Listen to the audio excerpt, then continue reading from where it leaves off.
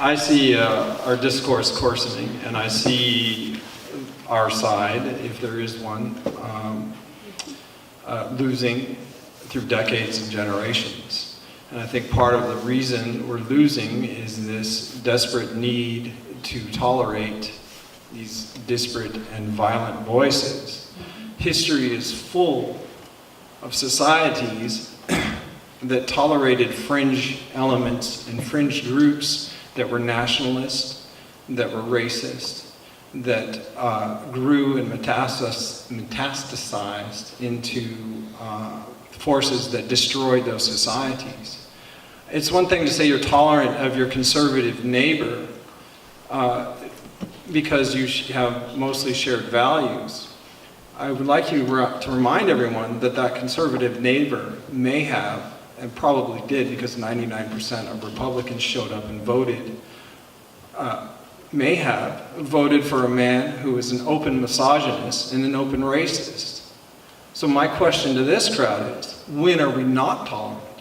When do we look at our brothers and sisters and say, I need to protect my brothers and sisters from this violent vein that's currently coarsening our discourse and destroying our democracy for what democracy it is? I want to point out, I'm going to quote, the only quote I probably know, but it's John Donne, 1604, who says, "Do not seek to know for whom the bell tolls, it tolls for thee."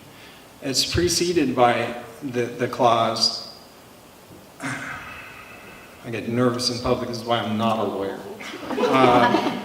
It's preceded by the statement that the death of every man diminishes me, for I am part of mankind.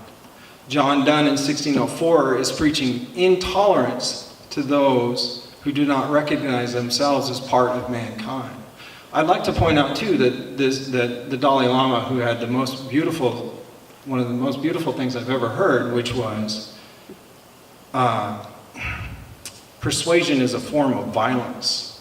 He said, and I love this statement. He, everybody probably agrees, is one of the most tolerant people on earth. He was run out of his country by a dogmatic regime. The historian in me cannot ignore the current in our society. So my question is, when do we stop singing Kumbaya? When we're faced with somebody who denies settled science of climate change, which may threaten human existence? I'm simply quoting the scientists at NASA and MIT, the defense industry. When do we stop tolerating the supposed left-right divide in something like settled science? So that's where I'm at. Let me say about this. Don't tolerate them. Well, yeah, of course. I don't tolerate it. Well, then Just because I talk to them doesn't mean I tolerate them. I respect them. I do respect them. You see a difference? You don't see a difference. Of course you are. Of course you are. Let me say this. I respect that they are human beings, bipedal apes walking, and I am a bipedal ape. I respect that they have every right to say whatever horrible garbage is coming out of their mouths. I respect their right to vote for Donald Trump. I respect their right to do that. I do not respect that vote, that choice. Either do I. I agree 100%. So, and I think what we're doing is having a little bit of a grammar issue. Yeah, Eric. I want to just kind of change the lexicon just a little bit. Sure. And say that it's important to listen. It's important to understand. I don't know that respect is the word that you necessarily want to use. I think acknowledge is a better word. Yeah. And I can acknowledge someone's beliefs without respecting their beliefs. I can listen and I can understand their beliefs without respecting their beliefs. I don't respect their beliefs. I respect them as a human being. Well, I'm sappy, okay? I'm sappy. What can I say? And I get that, but I'm not going to slap somebody around because I disagree with them. And that's what you basically. But you don't have to respect it. So I don't. There was She's something that you finally said alive. earlier, and I'm sorry, I don't have a microphone, but I Well, come generally and get it. project well enough. So, you had made a comment about seeing what someone drives or the gun that's in the back of their car and making a judgment on them. And it's a prejudicial stereotype. Right. And it's wrong. And I try not to prejudge anyone. And that's why I talk to them. Because I want to understand them. And the understanding does not necessarily lead to respect. I believe that tolerance is important. And the only thing that I cannot tolerate is intolerance. And that sounds kind of funny. But I grew up in the Deep South, in the very end of the Jim Crow era. And Did it end? Did it end? it has, mostly. And I've gone back, and it has changed. It has changed. It is not changed enough, and we are not changed enough. But I cannot respect racism, but I can understand it.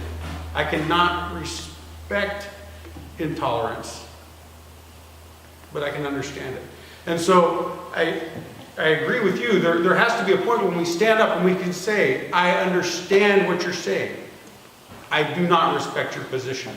And I will fight to change the world. And I may not change your attitude. And that doesn't matter, because there's always going to be the fringe that we need to make them not matter. We need to make it so that they are fringe, and that they are not respected, and that they are not tolerated. They exist. We can acknowledge their existence. We can treat them as the human beings that they are. And treat them with humanity. But that does not mean that we respect or need to reason with them. First of all, may I say, I do not respect my neighbor's opinion. I do not. But they've texted me a couple times because they know where I am tonight. They want me to come by and talk to them about how it went. They had company there. They're very conservative. Husband's very Trumpy. Wife is more independent-y. I respect them as mothers and grandparents and fathers and wonderful grandparents and all that. Their views disgust me. They can't believe I voted Democrat. I don't respect their opinions. I could care less about their opinions. I care about them as a human being because somewhere they stumbled and went off the right path, and I'd like to hear why. But I think if you disrespect another human being, I believe strongly that violence and death come not far behind disrespecting them as a human being.